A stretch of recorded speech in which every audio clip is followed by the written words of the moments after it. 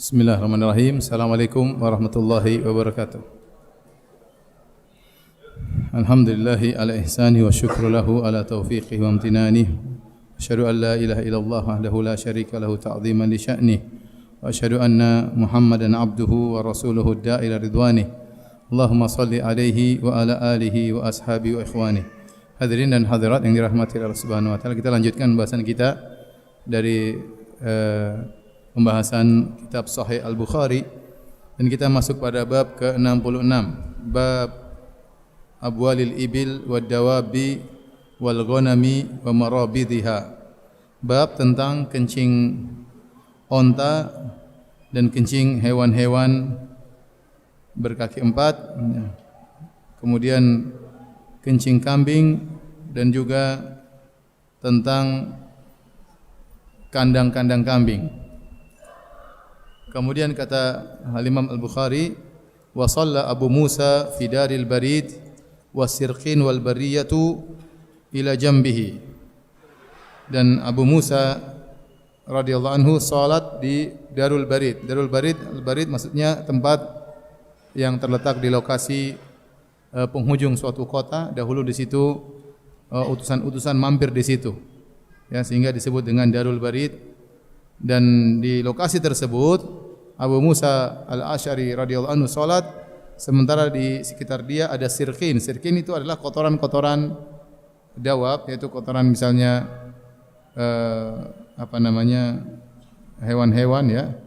Wal bariyatu ila jambihi. Demikian juga sementara ada tanah lapang di sampingnya. Faqala ha huna wa thamma sawaun. Kata beliau, saya salat di sini di tempat yang di sekitarnya ada kotoran-kotoran hewan, atau saya salat di tanah lapang, sama saja, kata beliau radhiyallahu taala anhu. Taib, ini pembahasan dibawakan oleh Imam Al-Bukhari tentang apa hukum kencing onta, apakah najis atau tidak, kencing kambing, kencing hewan-hewan yang lainnya ya.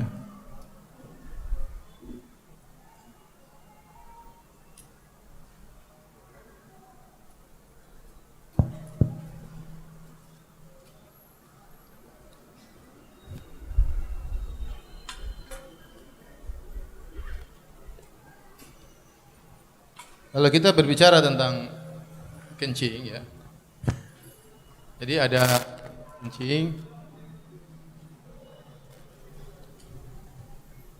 ada kencing manusia,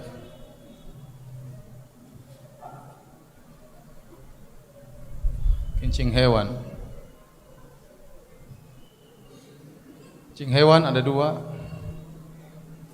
hewan yang halal dimakan, hewan yang haram.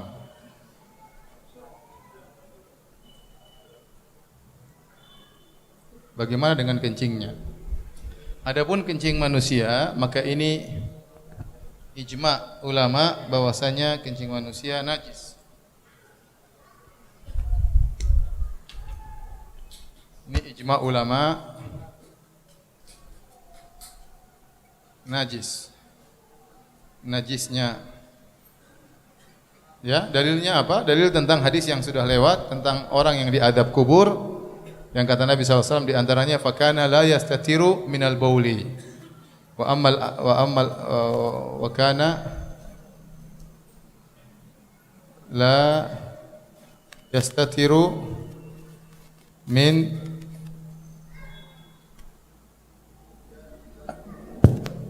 dia tidak bersih dari kencingnya. Ini sudah lewat hadis Ibnu Abbas. Adapun hewan yang halal dimakan ada khilaf. Menurut madhab jumhur, yaitu Hambali,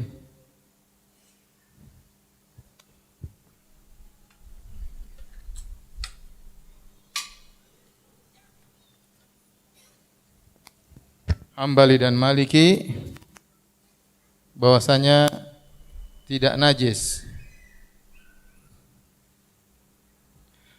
Adapun Syafi'iyah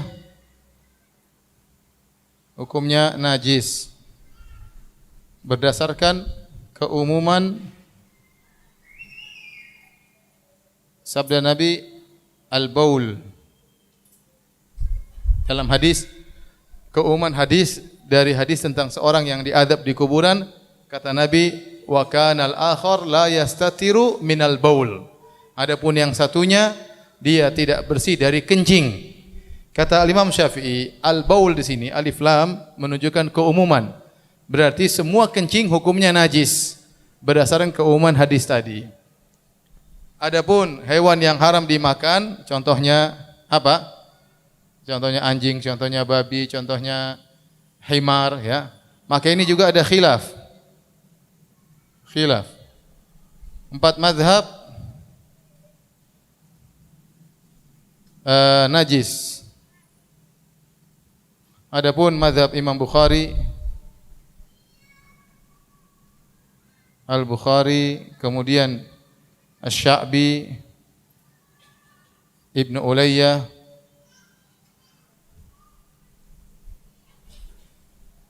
bahwasanya tidak najis.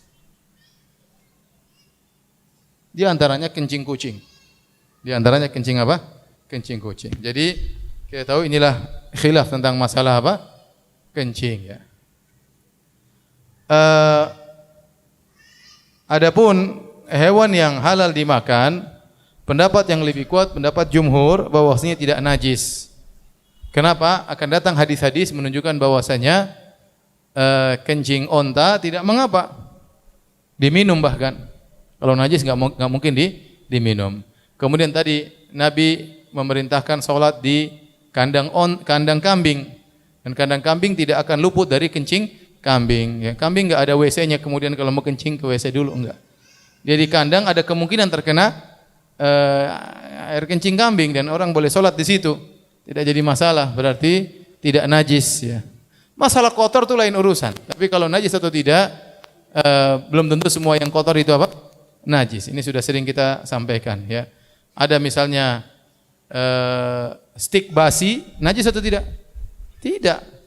Ada ayam panggang basi, enggak najis meskipun kotor, jijik, tetapi tidak najis.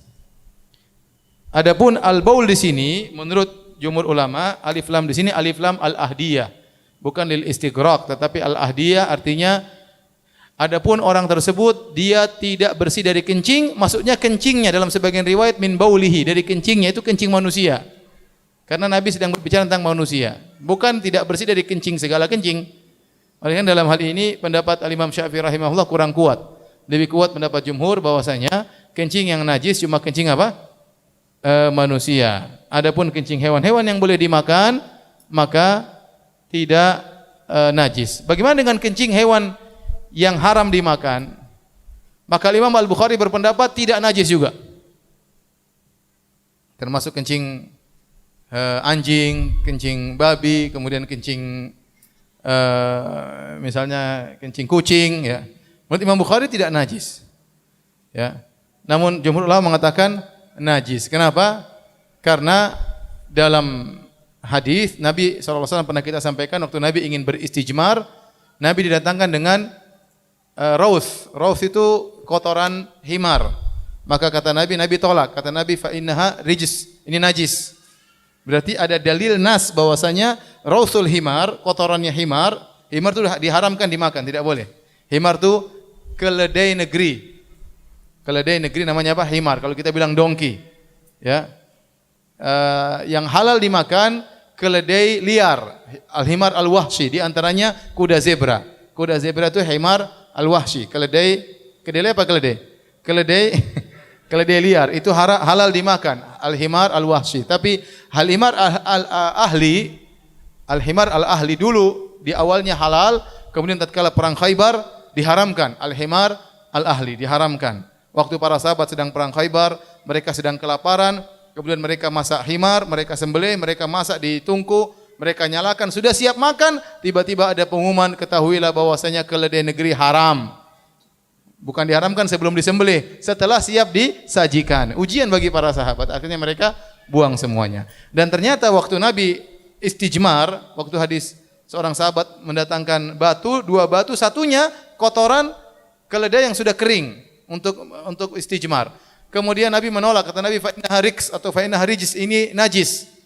Oleh karenanya dengan nas bahwasanya kotoran himar najis, maka para ulama mengkiaskan seluruh kotoran-kotoran hewan termasuk kencingnya yang haram dimakan dikiaskan dengan himar. Karena himar itu haram dimakan, maka kotorannya najis, demikian juga kotoran hewan-hewan yang dilarang untuk dimakan. Paham? Tapi intinya ada khilaf. Saya lebih condong pada pendapat 4 mazhab. Untuk hewan yang diharamkan dimakan, maka kencingnya dan kotorannya apa? Najis, termasuk kucing. Ya. Tapi ini ada khilaf. Ini ada apa? Khilaf. Ya, adapun yang halal untuk dimakan, maka kencingnya dan kotorannya tidak najis. Bukan halal ya, tidak najis. Ya. Tidak semua yang tidak najis kemudian halal. Contohnya racun. Racun tidak najis tapi juga tidak halal. Contohnya rokok. Rokok najis atau tidak? Tidak, tapi enggak boleh disedot. Baik. Ini kira-kira khilaf tentang kencing.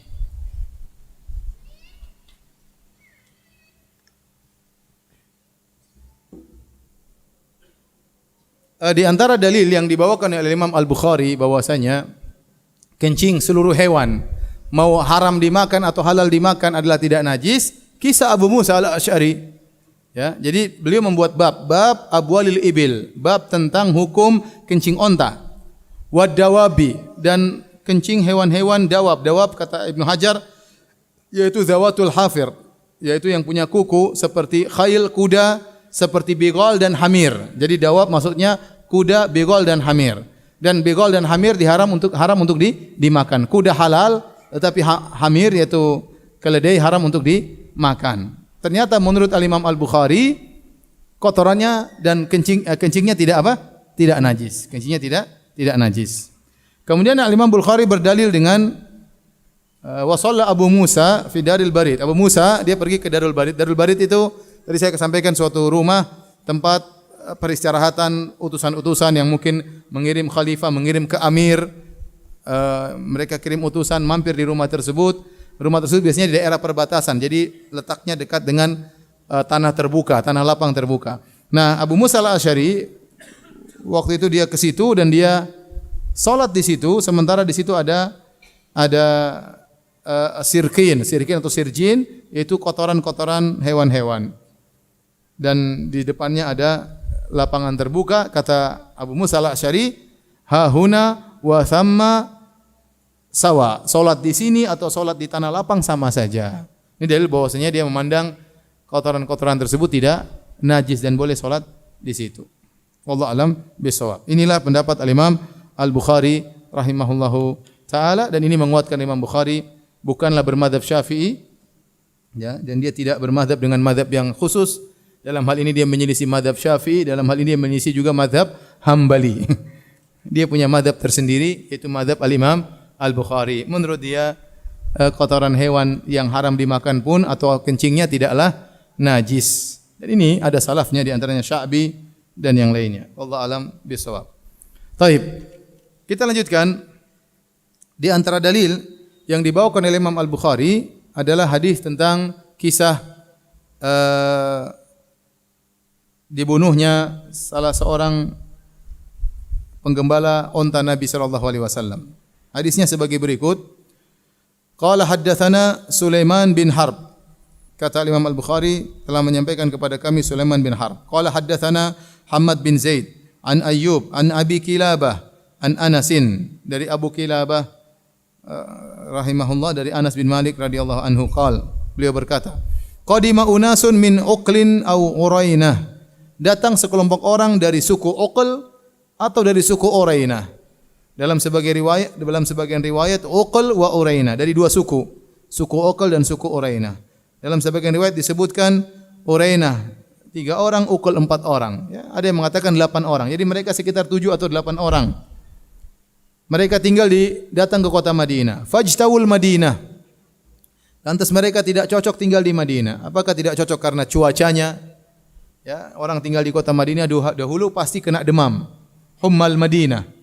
Seperti ibarat kita zaman sekarang kalau orang ke Papua pasti kena malaria. Ya, di Madinah dulu terkenal dengan demam namanya Hummal Madinah, demam kota Madinah. Orang yang tidak biasa ke sana, kalau main ke sana terkena demam. Sampai akhirnya Nabi SAW berdoa, agar Allah memindahkan demam tersebut ke Al-Juhfah. Akhirnya Allah memindahkan demam tersebut ke Al-Juhfah sehingga orang kalau ke Madinah tidak demam lagi. Sekarang kalau kita ke Madinah tidak demam. Dulu orang ke Madinah pasti demam. Nah, mereka-mereka ini ijtawul Madinah. Ada penafsiran mereka tidak cocok dengan cuacanya sehingga demam. Ada yang mengatakan mereka tidak cocok dengan makanan yang ada di kota Madinah. Fa amarahumun Nabi sallallahu alaihi wasallam biliqahin. Dan mereka ini masuk Islam, Mereka belajar di Madinah, namun mereka tidak kuat tinggal di kota Madinah, akhirnya mereka sakit. Maka Nabi sallallahu alaihi wasallam memerintahkan mereka untuk menyusuli onta-onta Nabi. Liqah jamak dari luqhah, yaitu onta yang punya susu. Itu onta betina yang lagi susunya lagi ada ya. Tinggal diperah susunya. Maka Nabi menyuruh mereka untuk menyusuli onta-onta Nabi wa an yashrabu min abwaliha wa albaniha, dan agar mereka minum dari kencing onta-onta tersebut dan dari susu onta-onta tersebut. Fantalaqu, maka mereka pun pergi menyusul onta-onta Nabi. Falamma sahhu, akhirnya mereka sampai kepada onta-onta, kemudian mereka minum susunya, mereka minum air kencingnya. Tatkala mereka sehat, qatalu ra'iyan Nabi sallallahu alaihi wasallam, mereka akhirnya bunuh penggembala onta tersebut. Penggembala onta tersebut disebutkan namanya Yasar, salah seorang budak kemudian masuk Islam, dibebaskan oleh Nabi SAW, ditugaskan oleh Nabi untuk menggembalakan menggembalakan onta-onta Nabi. Ternyata dia dibunuh oleh orang-orang tadi. Sudah dikasih disembuhkan dengan minum kencing dan susu onta, penggembalanya dibunuh. Wastaqun na'am, kemudian mereka bawa lari onta-onta tersebut. Salah seorang dari penggembala kabur, berhasil lolos. Faja'al khabaru fi awwalin nahar. Maka ternyata di pagi hari sudah sampai kabar kepada Nabi tentang kejadian tersebut. Fa ba'atha fi athari, maka Nabi mengirim utusan untuk mencari jejak mereka. Ahli membaca jejak disuruh mencari. Ada disebutkan 20 orang dikirim oleh Nabi sallallahu alaihi wasallam. Ada yang mengatakan dikirim oleh Sa'id bin Zaid atau yang lainnya. Intinya mereka mencari para perompak tersebut. Falamma irtafa'an naharu ji'a bihim, tatkala siang hari mereka berhasil ditangkap. Didatangkan kepada Nabi sallallahu alaihi wasallam. Fa amara faqata aydiyahum, maka Nabi perintahkan agar dipotong tangan-tangan mereka. Wa arjulahum, dan dipotong kaki-kaki mereka. Wa sumirat a'yunuhum, kemudian mata mereka dibuka dan dikasih paku di mata mereka, disiksa. Wa ulqu fil harrah, lantas mereka dilemparkan di atas batu-batu yang panas di bawah terik matahari. Yastasqun, mereka minta minum, fala yusqaun, dan mereka tidak dikasih minum. Qala Abu Kilabah rahimahullah mengomentari, fa haula'i saraku wa qatalu wa kafaru ba'da imanihim wa harabullaha wa rasulah. Mereka ini orang-orang mencuri, membunuh, mereka murtad dan mereka memerangi Allah dan Rasulnya. Ya. Dan ini hukuman bagi orang-orang yang melakukan muharabah. Ya, an tuqatta aydihim wa arjuluhum min khilafin. Di antaranya dipotong tangan mereka dan kaki mereka secara silang. Sebagaimana Allah sebutkan dalam Al-Qur'an. Ini kisah, ya. Berapa faedah yang bisa kita ambil, ya? Di antaranya bahwasanya kencing onta hukumnya apa? Halal. Boleh diminum, ya. Terutama untuk obat. Dan sudah kita sampaikan, ini sampai sekarang masih jadi apa? Jadi obat. Orang-orang masih suka, sebagian orang, sedikit orang ya, yang minum.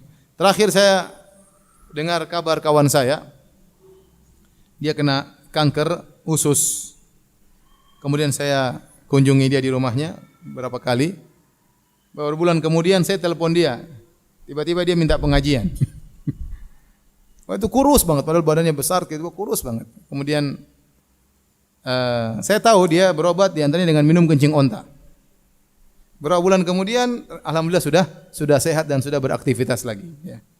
Kena kanker, di antara obat yang dia pakai adalah dengan minum kencing onta. Kemudian saya ketemu kawan, ada kawan juga, kali ini saya lihat sendiri dan teman saya sendiri. Adapun ada kawan juga cerita, dia punya teman juga sembuh dari kanker gara-gara minum kencing apa?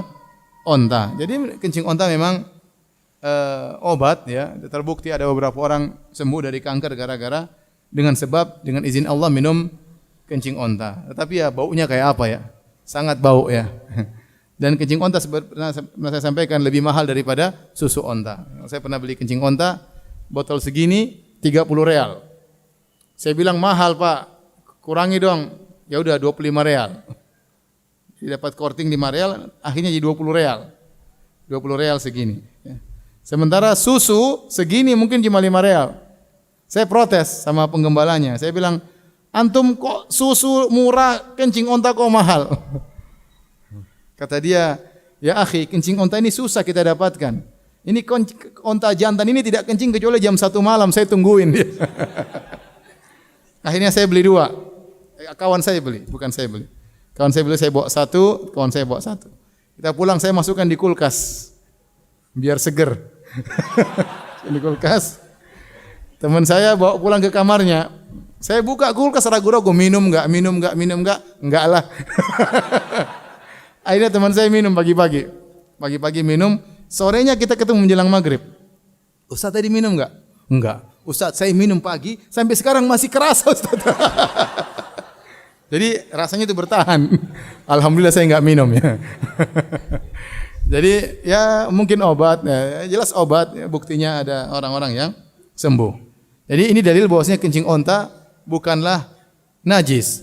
Bukan berarti kita boleh sembarang minum air kencing, tidak ya. Para ulama mengatakan meskipun kotoran onta tidak najis, meskipun kencing onta tidak najis, bukan berarti boleh dikonsumsi, kecuali memang ada diperlukan seperti kencing onta yang memang itu obat ya. Adapun kemudian orang kebiasaan misalnya makan kotoran tai kambing ya janganlah ya.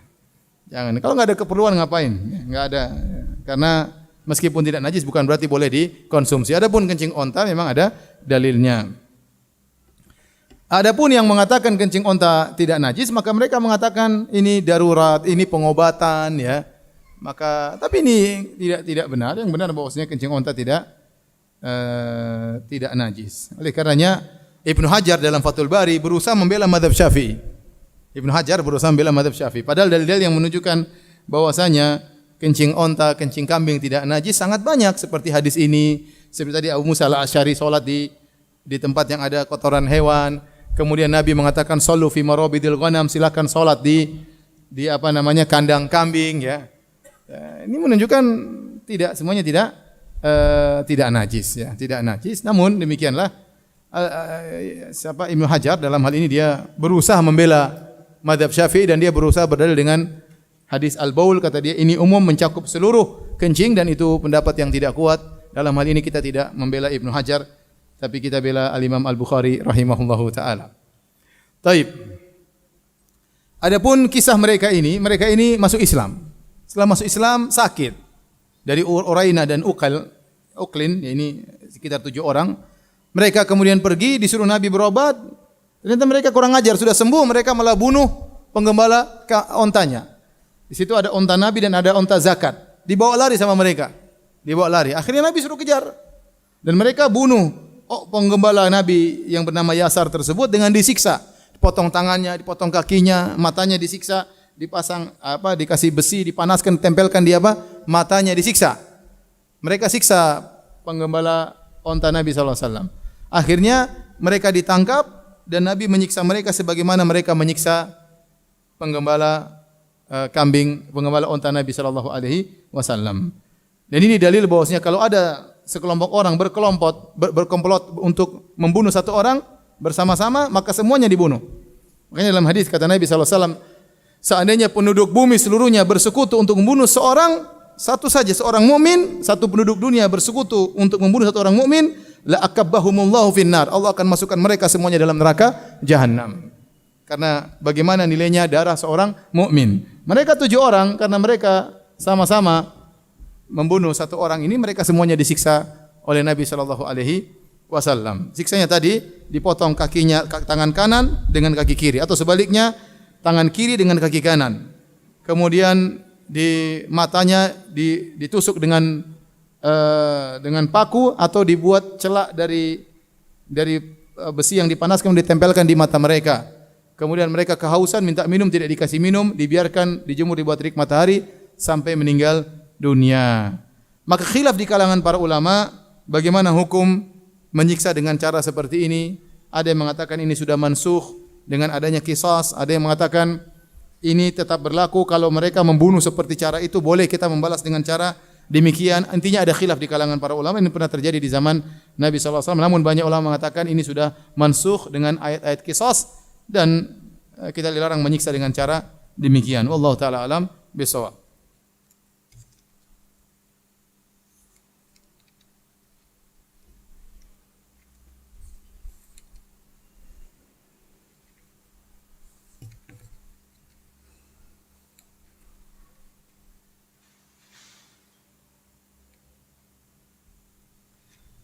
Kemudian hadis berikutnya. Jadi orang-orang ini mengumpulkan beberapa kejahatan. Mereka mencuri, merampok, murtad. Murtad kan dibunuh. Mereka membunuh, menyiksa, mereka menyerang Allah dan Rasulnya, maka mereka dibalas dengan hukuman demikian. Taib, hadis berikutnya kata Imam Al-Bukhari qala haddatsana Adam qala haddatsana Syu'bah qala akhbarana Abu Tayyah Yazid bin Humaid an Anasin qala. Dari Anas bin Malik radhiyallahu anhu beliau berkata, "Kana an-nabiy sallallahu alaihi wasallam yusalli qabla an yubna al-masjid fi marabidil ghanam." Adalah Nabi sallallahu alaihi wasallam dahulu sebelum dibangun masjid, beliau salat di kandang kambing. Beliau salat di kandang apa? Kambing. Dalil bahwasanya kencing kambing tidak najis, kotoran kambing tidak najis. Namanya kandang tidak akan luput dari namanya kencing maupun apa? Maupun kotoran. Dan Nabi tentunya tidak sholat di atas kencing ataupun di atas kotoran, tidak. Tetapi namanya tidak akan luput dari itu semua. Namanya kambing kalau jalan dia kencing asal kencing aja ya. Ibnu Hajar mentakwil hadis ini, kata beliau maksudnya Nabi di atas semacam sajadah. Meskipun di bawahnya najis tapi ditaruh sajadah. Ini takwil dari Ibnu Hajar ya. Kita memilih pendapat jumhur bahwasanya hewan yang halal dimakan maka kotorannya dan kencingnya tidak najis. Bagaimana pendapat Imam Ahmad dan juga Imam Malik dan juga Imam Al-Bukhari rahimahumullahu taala.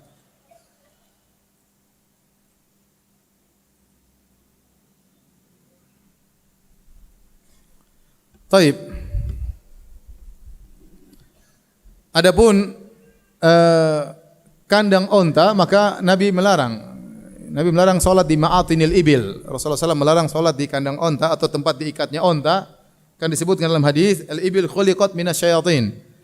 Onta itu diciptakan dari syaitan. Maksudnya bukan dari jenis syaitan, tapi onta itu memiliki sifat bisa tiba-tiba marah, bisa tiba-tiba ngamuk, ya tidak seperti kambing. Makanya seorang larang untuk sholat di situ, dikhawatirkan ontanya tiba-tiba marah, tiba-tiba tendang dia, dan onta kalau sudah tendang orang bisa meninggal dunia ya. Saking atau tiba-tiba dia injek bahaya ya. Mungkin dia jengkel sama penggembalanya, dia dendam, lagi sholat kemudian dia tabrak bisa saja ya. Oleh karenanya dilarang sholat di kandang onta karena khawatir mereka liar atau terjadi sesuatu. Adapun kambing tentunya tidak mengapa. Jadi Nabi melarang sholat di kandang onta bukan karena najisnya, tapi karena khawatir terjadi sesuatu. Jika sholat di situ bisa jadi ontanya kemudian ngamuk dan yang lainnya. Kemudian hadis berikutnya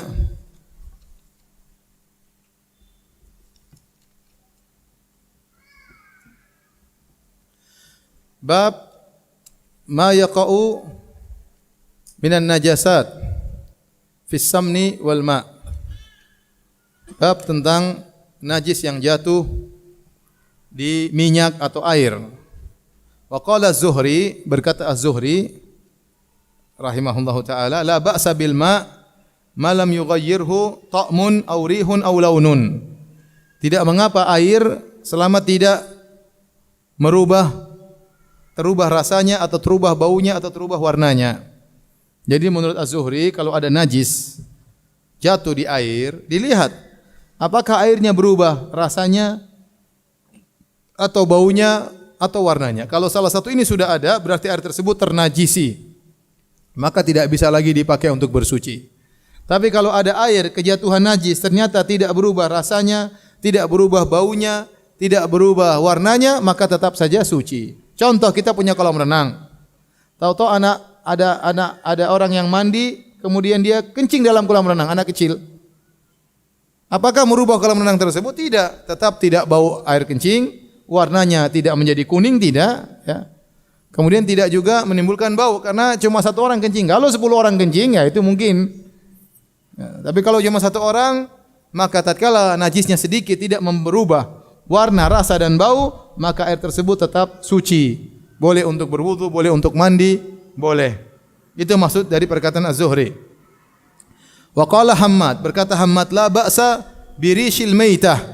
Kata Hammad, tidak mengapa dengan rish itu bulu dari bangkai. Bangkai najis, tapi menurut dia bulunya enggak.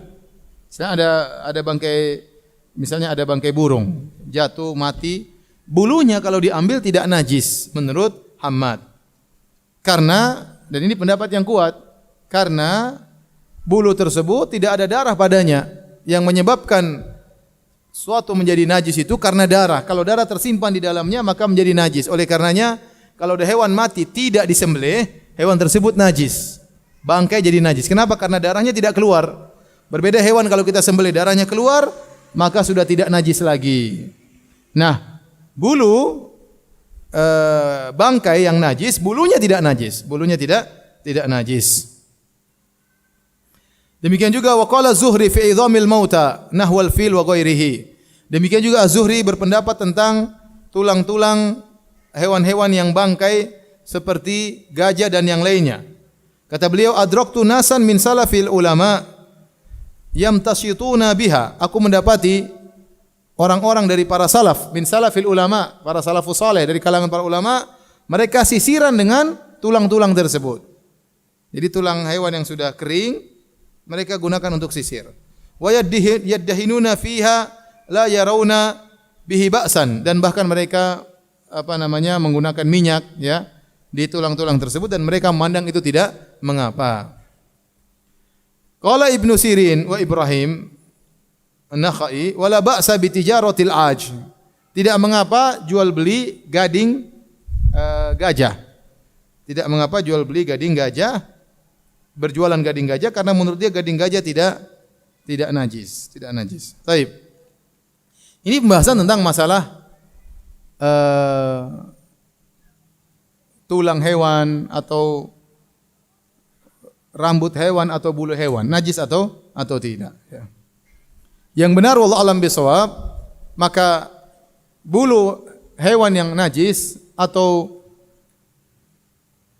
tulang hewan yang najis kalau sudah dibersihkan dari kenajisannya maka tidak najis lagi. Oleh karenanya kalau ada saya katakan dari burung kemudian dia jadi bangkai, burungnya itu najis tetapi bulunya tidak. Ya, bulunya tidak. Kenapa tidak najis? Karena tidak ada darah di situ. Ada yang mengatakan karena tidak ada kehidupan di situ. Buktinya seperti kambing domba itu kan ada bulunya. Dia masih hidup kita potong untuk diambil bulunya. Bulunya najis atau tidak? Tidak. Kenapa waktu dipotong dia tidak sakit? Karena tidak ada kehidupan di situ. Tidak ada saraf di situ. Yang benar bukan tidak ada kehidupan, tidak ada darah. Ada sebagian istilah la tahuluhul hayat, tidak ada kehidupan di situ. Makanya tidak sakit. Seperti kuku. Kuku ini najis atau tidak?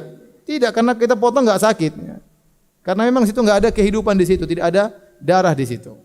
Tapi kalau kita tarik begini ya sakit karena ada saraf. Gigi juga kalau kita potong sebenarnya enggak sakit, cuma karena nyilu ada saraf jadi sakit. Sebenarnya gigi ini sini tidak ada kehidupan dalamnya, tidak ada darah dalamnya. Ya.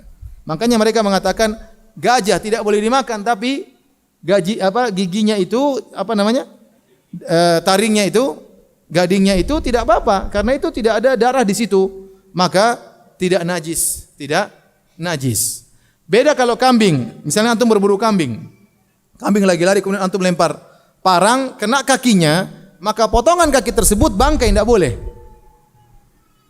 Segala bagian tubuh hewan yang lepas sementara hewannya masih hidup, maka bagian tubuh tersebut bangkai, tidak boleh dimakan, tidak boleh dimakan. Paham? Tetapi kalau bulu domba tidak mengapa, karena tidak ada kehidupan di dalamnya. Dari sini kemudian khilaf tentang kuas yang terbuat dari rambut babi. Apakah hukumnya najis atau tidak? Menurut kaidah yang disebut oleh para ulama seharusnya tidak najis. Ya, karena rambut babi tidak mengandung darah dan tidak mengandung kehidupan di situ. Artinya kalau babi kita cukur rambutnya atau kita ambil bulunya, tidak mengapa dijadikan kuas. Ya, tidak menjadi kuas karena mereka mengatakan kuas babi itu lebih afdal daripada kuas-kuas yang lainnya. Apakah kuas buat makanan, buat ini ya, tapi kalau saya sebaiknya jangan. Cuma kalau kita bicara secara kaidah, apakah najis? Jawabannya tidak. Karena meskipun babi itu najis, tapi bulunya itu tidak mengandung kehidupan sama sekali.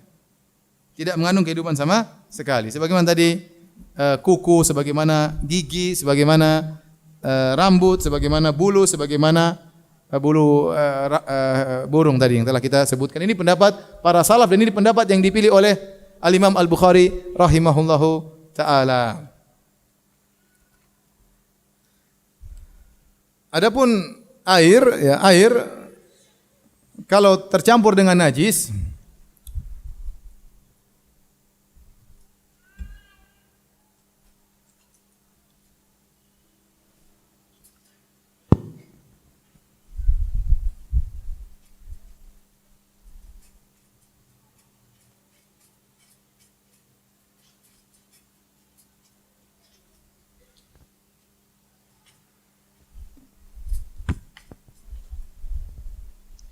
kalau air tercampur najis. Air tercampur. Pertama, tercampur dengan bukan najis. Seperti tercampur madu, kemudian atau teh, atau yang lain tepung misalnya, sabun dan lain-lain. Madu najis atau tidak? Tidak. Teh, tepung, sabun tidak najis. Kemudian air tercampur dengan najis.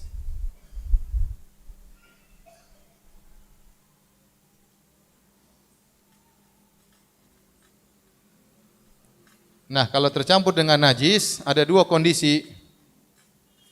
Berubah salah satu dari tiga, yaitu apa? Warna, apa? Bau, rasa. Kalau berubah maka jadi najis. Ijma ulama. Ijma ulama. Tapi kalau tidak berubah maka dilihat. Jika airnya lebih dari 2 kullah. 2 kullah itu kurang lebih 200 liter. Jika kurang dari 2 kullah. Maka jika lebih dari 2 kullah tidak berubah, maka tidak najis. Dan ini ijma ulama. Contoh air apa tadi saya bilang, air kolam renang kemudian kekencing atau kencing anjing, kencing apa, ternyata tidak berubah. Dia lebih 2 kullah 200 liter maka tidak mengapa. Tapi kalau kurang dari 2 kullah ternyata tidak berubah tapi kemasukan najis maka khilaf. Ini ada khilaf. Mazhab Syafi'i mengatakan najis meski tidak berubah. Sebagian mazhab yang lain mengatakan tidak najis. Ini pendapat Syaukani dan dipilih oleh yang lainnya. Dan saya lebih condong pada pendapat ini. Taib, ini. Nah, kalau air tercampur dengan bukan najis, madu, dilihat. Apakah masih bisa disebut air? Contoh, madunya cuma sedikit, tidak merubah, atau sabunnya cuma sedikit, airnya masih kerasa. Maka seperti ini masih suci dan mensucikan. Jika masih bisa disebut air, maka suci dan mensucikan. Jika tidak bisa lagi disebut air mutlak istilahnya, air mutlak, maka suci suci namun tidak mensucikan. Tidak mensucikan. Kenapa? Karena dia bukan air lagi. Mensucikan. Dia adalah cairan tapi bukan air lagi. Paham? Sudah berubah, dia bukan air lagi. Sementara kita yang disuruh untuk bersuci menggunakan apa? Air. Ini bukan namanya lagi air, namanya teh. Ada gulanya. Ini bukan lagi air. Sudah namanya air teh, bukan air mutlak. Kalau orang bilang datangkan air, orang datangkan teh, ini bukan air yang saya maksud. Tapi kalau saya bilang datangkan air, diambil air sumur, diambil air sungai, tetap ini maksudnya air. Tapi kalau saya bilang datangkan air, tahu-tahu dia datangkan teh, madu, ini bukan lagi air yang bisa untuk bersuci. Demikian kalau sabun kecemplung ke dalam bak, kalau busanya sedikit ternyata airnya masih terasa air, maka itu tidak apa-apa. Tapi kalau sudah berubah jadi sabun semuanya, maka ini bukan lagi air. Ya. Intinya ya di sini, ini ada khilaf di sini tentang air tercampur dengan najis tapi tidak berubah, namun airnya sedikit, kurang dari 2 kullah. Maka sebagian ulama seperti Imam Syafi'i yang mengatakan najis meski tidak berubah, sebagian ulama mengatakan tidak najis karena tidak berubah. Adapun yang mengatakan najis meski tidak berubah berdasarkan hadis idza balagal ma'u kullataini lam yahmilil khabath. Jika air telah mencapai 2 kullah tidak akan mengandung najis. Ini makna hadis ini. Jika air telah mencapai kurang lebih 200 liter, tidak akan mengandung najis. Adapun yang mengatakan tidak najis, mereka berdalil dengan hadis yang umum, innal ma'a tahurun la yunajjisuhu syai'un. Sungguhnya air itu suci, tidak bisa dinajiskan oleh apapun. Maka antum masih ikuti atau tidak? Saya ulangi, ini ada khilaf yang mengatakan air kalau kurang dari 2 kullah terkena najis, otomatis jadi najis. Meskipun tidak berubah warna, rasa dan bau. Kenapa? Mereka berdalil hadis ini. Kalau air telah mencapai 2 kullah tidak mengandung najis. Mafhum mukhalafahnya, kebalikannya, berarti kalau kurang dari 2 kullah mengandung apa? Najis. Jadi mazhab Syafi'i berdalil dengan mafhum mukhalafah. Mafhum mukhalafah itu makna kebalikannya. Seperti barang siapa yang Allah kehendaki kebaikan baginya, Allah buat dia paham tentang agama. Berarti kebalikannya, kalau Allah menghendaki keburukan baginya, Allah buat dia bodoh tentang masalah agama. Seperti ini, kalau air mencapai 2 kullah tidak mengandung najis, meskipun najis tidak mengandung najis. Berarti kesimpulannya, kebalikannya, kalau kurang dari 2 kullah kena najis, maka otomatis ternajisi. Paham? Adapun hadis ini mantuk tekstualnya. Tekstualnya, jika air itu suci dan mensucikan tidak bisa ternajisi. Selama tercampur najis tidak berubah, tidak ternajisi. Maka dalam hal ini kita berhadapan 2 hadis ini dengan hadis ini, kata para ulama, ini mantuknya, tekstualnya berlawanan dengan mafhumnya. Kalau diadu dalam usul fikih antara mantuk dengan mafhum, lebih kuat mantuk. Maka tekstualnya kita menangkan, maka kita katakan air tidak ternajisi meskipun kurang dari 2 kullah selama tidak merubah rasa, warna dan bau, dan itu pendapat yang lebih kuat, Allah alam bisawab. Cuma bagaimana dengan hadis ini? Kita bilang hadis ini hati-hati. Kalau air kurang dari 200 liter, hati-hati kalau ternajisi. Tolong dicek. Karena kalau sudah kurang dari 200 liter, mudah ternajisi. Mudah. Tetapi belum pasti apa? Najis. Paham? Yang benar. Silakan difoto biar lihat-lihat di rumah ya. Murajaah.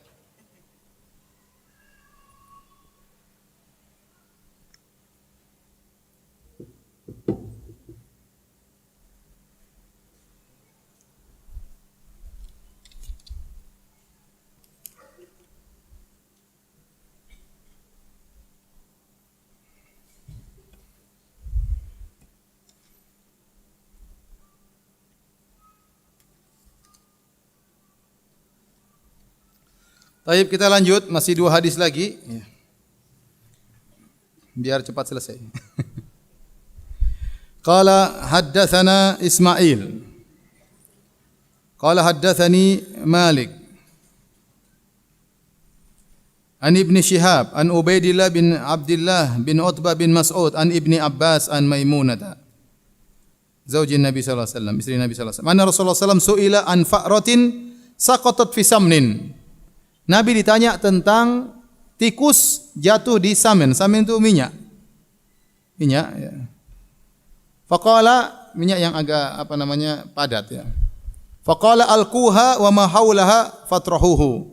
Maka buanglah tikus tersebut dan yang sekitarnya, kemudian wakulu samnakum, dan makan, tidak ada masalah. Ini misalnya ada semacam mentega atau saman, kemudian jatuh tikus, ya buanglah tikusnya dan sekitar yang terkena tikus tersebut, karena ini najis, bangkai. Paham? Nabi suruh buang, tetapi sisanya jangan dibuang, makan tidak mengapa, karena yang bagian ternajis sudah dibuang.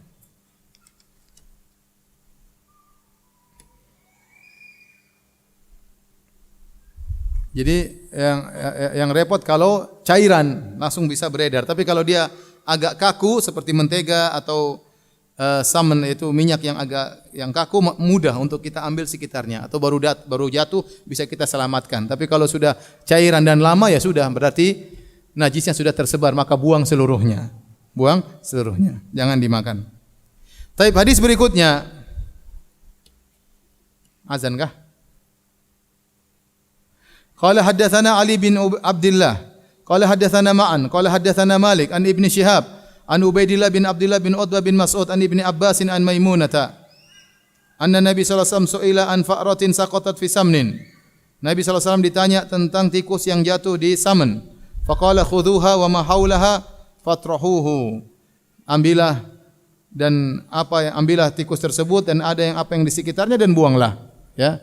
Berarti yang sekitarnya sisanya dimakan. Adapun tikus dan ada sekitarnya buang, sisanya dimakan karena tidak terkena najis. Taib, hadis berikutnya. Qala haddatsana Ahmad bin Muhammad, qala akhbarana Abdullah, qala akhbarana Ma'mar an Hammam bin Munabbih an Abi Hurairah an Nabi sallallahu alaihi wasallam. Dari Nabi sallallahu alaihi wasallam beliau bersabda, kullu kalmin yuklamuhul muslimu fi sabilillah takunu yaumal qiyamati kahayatiha idh tu'inat tafajjaru daman al-launu launud dam wal arfu arful misik. Azan dulu deh. Azan.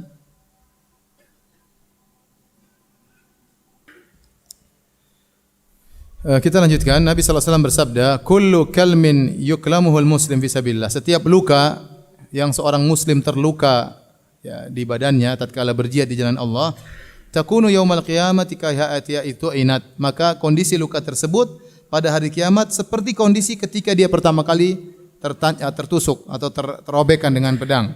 Kondisinya akan luka pada hari kiamat kelak. Tafajjaru daman, keluar darah dari luka tersebut. Akan tapi kata Nabi, al-launu launud dam, maka warnanya warna darah, wal arfu arful misik, dan baunya bau minyak kasturi. Ini balasan bagi orang yang berjihad di jalan Allah Subhanahu wa taala, terluka di medan pertempuran, maka dia akan dibangkitkan dalam kondisi masih ada lukanya, bahkan lukanya masih segar, karena kata Nabi terluka sebagaimana dia pertama kali ditusuk. Keluar darah tetapi baunya bau harum sehingga tersebar di mana-mana, menjadikan dia tersohor pada hari kiamat kelak dengan bau yang sangat harum keluar dari tubuhnya. Para ulama khilaf kenapa Imam Al-Bukhari membawa hadis ini dalam bab ini. Apa masalahnya, ya? Apa hubungannya dengan pembahasan kita bahwasanya air kencing onta atau tadi pembahasan bahwasanya kalau air tidak berubah rasa, warna dan baunya maka tidak najis, ya. Kalau air tidak berubah rasa dan baunya, warnanya, kalau kejatuhan najis, selama tidak berubah maka tidak najis, ya. Ini pendapat yang tadi saya sebutkan. Ibnu Hajar menjelaskan maksud dari hadis ini yaitu kalau ternyata sesuatu sudah berubah zatnya secara total, maka tidak najis lagi, ya. Sebaliknya berarti kalau tidak berubah, suatu kalau berubah, ini darah berubah jadi minyak kasturi, maka tidak najis. Selama belum berubah, berarti kembali kepada hukum asal. Ini maksudnya begitu. Saya ulangi. Seakan-akan Imam Bukhari mengatakan darah ini pada hari kiamat kelak berubah menjadi minyak apa? Kasturi. Berarti yang tadinya najis karena darah berubah lagi tidak menjadi apa? Najis. Berarti sebaliknya, kalau tidak berubah kembali kepada hukum asal. Nah, demikian juga air. Air kalau dia berubah menjadi baunya berubah, warnanya berubah, rasanya berubah, maka jadi najis kalau terkena najis. Tapi kalau selama tidak berubah maka kembali kepada hukum asal bahwasanya air tersebut tidak najis berdasarkan yang dipilih oleh Imam Al-Bukhari. Dan ini juga dalil bahwasanya minyak kasturi tidak najis. Minyak kasturi itu antum tahu dari mana asalnya? Minyak kasturi itu berasal dari rusa, gozal ya. Rusa yang mengalami penumpukan darah di bagian tubuhnya, kemudian dia sampai membeku darah tersebut, kayak ada buat kantong di badannya ya. Kemudian dia merasa gatal dengan sakit dengan kantong tersebut, akhirnya dia gosok-gosokkan di pohon kemudian jatuh jadi kantong isinya minyak kasturi. Itu asalnya darah yang tertimbun kemudian terkumpulkan membeku menjadi apa? Minyak. Menurut para ulama ini tidak najis meskipun asalnya apa? Darah, tapi sudah berubah menjadi apa? Suatu yang lain, terjadi persenyawaan, proses kimia sehingga menjadi apa? Minyak. Maka dari darah yang membeku tadi dirubah menjadi minyak kasturi dan dipakai, bahkan disering sebutkan dalam hadis-hadis Nabi sallallahu alaihi wasallam. Baik, demikian insyaallah kita lanjutkan Selasa depan ya. Mudah-mudahan terakhir dari kitab wudu ya. Biar kita selesai dari satu buku ya.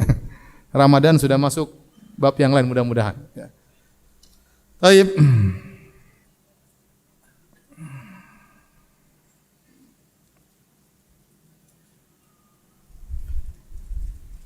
Ustaz, ketika donor darah yang menyuntik adalah akhwat tetapi dia memakai sarung tangan, apakah diperbolehkan? Iya, memang tidak tersentuh, tapi kan stromnya tetap, rasanya tetap, ya.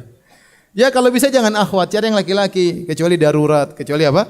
Darurat. Kalau bisa laki-laki yang ngurusin, ya laki-laki lah. Ya, memang terkadang kita nggak bisa memilih, ya, kecuali kita mungkin di kelas eksekutif, kita bisa perintah-perintah, ya.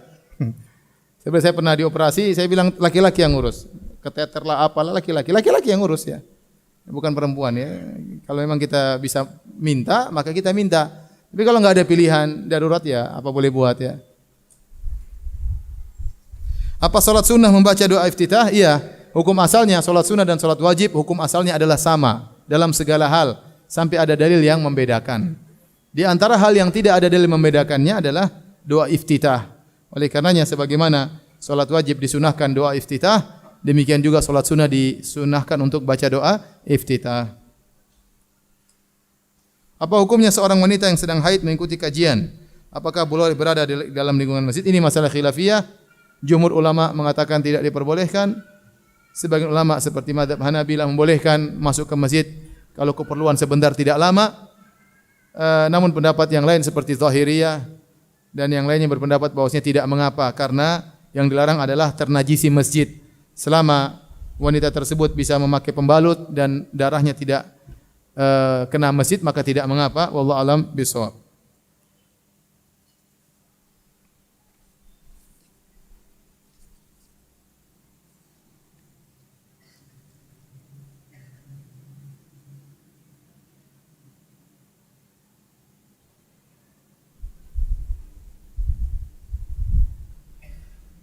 Saya seorang penggiat outdoor. Penggiat outdoor itu saya enggak tahu. Mungkin pekerja di luar ya. Bagaimana kalau sedang berkegiatan di alam bebas mimpi basah? Ya tinggal mandi. Kalau tidak ada air, tayamum. Jadi kalau kita lagi di alam bebas tidak ada air untuk mandi, tayamum. Tayamum. Kemudian bismillah, tangan, kemudian wajah. Itu sudah pengganti bagi wudu dan pengganti mandi junub. Tapi kalau ada air maka harus mandi. Misalnya tatkala kita di tengah hutan enggak ada air, maka kita tayamum, tepukan tangan ya, bismillah, kemudian kita begini, baru kemudian apa? Wajah, maka sudah sah kita salat. Tapi kalau kita 2 jam kemudian dapat air ya kita mandi, maka batalah tayamum tersebut kalau ada air. Bagaimana kalau saya salat tanpa tahu arah kiblat? Berusaha cari dulu tahu arah kiblat di mana. Tapi kalau sudah enggak tahu maka silakan menuju menghadap mana saja.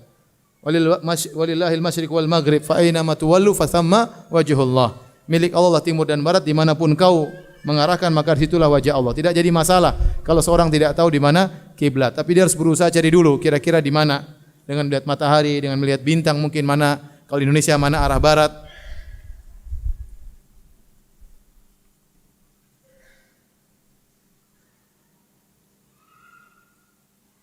Saya sudah berumur 17 tahun, belum datang haid. Apakah dosanya masih ditanggung orang tua? Lelaki atau wanita menjadi balik dengan 3. Pertama, dengan mimpi basah bagi laki-laki atau perempuan, atau haid bagi wanita. Kapan dia haid maka dia balik. Yang kedua, kalau dia tidak haid atau laki-laki tidak mimpi basah, maka dengan tumbuh bulu di kemaluan. Kalau sudah tumbuh bulu di kemaluan berarti dia sudah balik. Kalau ternyata tidak tumbuh bulu karena Indonesia jarang berbulu ya, maka dengan umur 15 tahun Hijriah. Kalau umurnya sudah 15 tahun Hijriah, maka dia sudah balik. Ini penanya sudah 17 tahun. Berarti sudah apa? Balik. Tanggung sendiri. Kalau disuntik dan diambil darah oleh dokter, apakah membatalkan puasa? Jawabannya tidak. Kalau suntik obat itu tidak membatalkan puasa. Yang jadi khilaf kalau suntik untuk energi, impuls itu yang jadi masalah. Ada khilaf di kalangan para ulama. Lebih hati-hati dianggap batal ya. Tetapi kalau suntik misalnya obat, suntik apa itu tidak membatalkan puasa karena itu bukan pengganti makanan, itu obat. Ya, sehingga tidak menggantikan fungsi makanan. Ustadz, apa hukumnya menjadi guru yang mengajarkan anak-anak belajar dengan nyanyian tanpa diiringi musik? Apa tetap haram juga? Yang diharamkan adalah nyanyian yang bermusik. Adapun nyanyian yang tidak bermusik, maka kata Imam Syafi'i dalam kitabnya Al-Um, hukumnya tidak sampai pada haram. Tapi seorang jangan berlebih-lebihan, ya. Sesekali nasyid-nasyid tidak mengapa, ya, selama tidak bermusik. Yang jadi masalah sekarang, sebagian orang bernasyid dengan menggunakan akapela. Akapela yang suara manusia itu seperti suara musik. Ada yang suara gitarnya, ada yang suara bassnya, ada yang suara melodinya, ya, dan macam-macam. Kalau ternyata suara tersebut sudah sangat mirip dengan musik, maka hukumnya sama dengan hukum musik. Ya, hukumnya sama dengan hukum musik. Ustadz, apa gamis yang terkena genangan air kotor di jalan itu najis dan bagaimana cara membersihkan gamis yang terkena air kotor tersebut? Ya, dilihat air kotor itu najis atau bukan. Hukum asalnya semua adalah suci sampai ada dalil yang menunjukkan itu najis. Maka kalau kita lihat tergenang air, kotornya kita cium ternyata bukan bau kotoran manusia, kencing manusia, maka tidak semua yang kotor itu apa? Najis. Maka hukum asalnya tidak najis. Tapi kalau kita air comberan ternyata baunya bau apa? Bau kotoran manusia atau bau kencing manusia, ini najis berarti. Ya sudah, kita tinggal cuci, kasih air, kita kocok-kocok, selesai. Meskipun belum kering, sudah boleh dipakai untuk apa? Salat. Sebagaimana pernah kita jelaskan. Saya mau bertanya, bagaimana, apakah najis jika kita tidak sengaja memegang makanan yang mengandung babi? Bagaimana membersihkannya? Iya, babi najis ya. Kalau kita terlanjur memegang babi, kita tinggal cuci. Cuci dengan air sudah selesai. Tidak perlu 7 kali. Memang ada pendapat, tapi yang benar tidak perlu 7 kali dengan pakai pasir. Itu cuma buat anjing. Tapi kalau babi cukup dengan air sudah selesai. Usia anak 2,5 tahun masih suka ngompol di kasur, najiskah? Iya. Anak kompol kencing anak-anak itu hukumnya apa? Najis. Apabila kita sudah ada wudu, lalu kita buang angin, apakah kita harus istinja terlebih dahulu baru boleh berwudu? Tidak perlu. Biarkan anginnya pergi dan tidak perlu beristinja. Yang perlu beristinja kalau kita buang air besar atau buang air kecil. Kalau buang angin, ya tidak perlu. Bagaimana kita ketahui bahwasanya salat tarawih di lingkungan ini terdapat banyak amalan bid'ahnya? Apakah tetap ikut berjamaah atau salat tarawih sendiri di rumah? Kita berusaha tetap salat tarawih berjamaah ya di masjid. Kalau ada amalan-amalan tidak sesuai dengan sunnah itu buat mereka yang tanggung. Kita berusaha menjalankan sunnah salat tarawih di mana? Di masjid. Agar kita mendapatkan pahala man shallama al-imami hatta yansharif kutiba lahu qiyamul lailah. Barang siapa yang salat bersama imam sampai selesai, maka dicatat baginya pahala salat semalam suntuk. Kalau suami tidak mau salat dan suami sudah ketahuan selingkuh, lalu suami istri itu sudah pisah, ranjang. Lalu jika suami itu mau berhubungan lagi, apa harus menikah lagi dengan suami atau bagaimana penjelasannya? Kalau belum ada cerai, kalau ada belum perceraian, maka berarti masih sah statusnya sebagai istri. Kalau dia sudah jatuhkan cerai, suami pernah cerai, menceraikan istrinya, maka dilihat kalau masih dalam masa iddah, suaminya kembali, maka tidak perlu nikah lagi. Tetapi kalau sudah selesai masa iddah dan suaminya mau kembali setelah masa iddah selesai, maka harus kawin lagi seperti awal. Ustaz, apa hukum apabila semut yang jatuh ke minuman lalu terminum, apakah najis? Semut tidak najis. Ya. Kalau semut jatuh ke minuman, berarti minumannya tidak najis, karena semut tidak najis. Bagaimana hukum menjual beli kotoran hewan? Kalau ternyata kotoran hewan tersebut seperti sapi, kotoran sapi menjadi pupuk, maka tidak mengapa. Tidak jadi mengapa. Allah Ta'ala bisawab. Demikian saja. Subhanakallah bihamdik. Asyhadu alla ilaha illa anta astaghfiruka wa atubu ilaik. Assalamualaikum warahmatullahi wabarakatuh.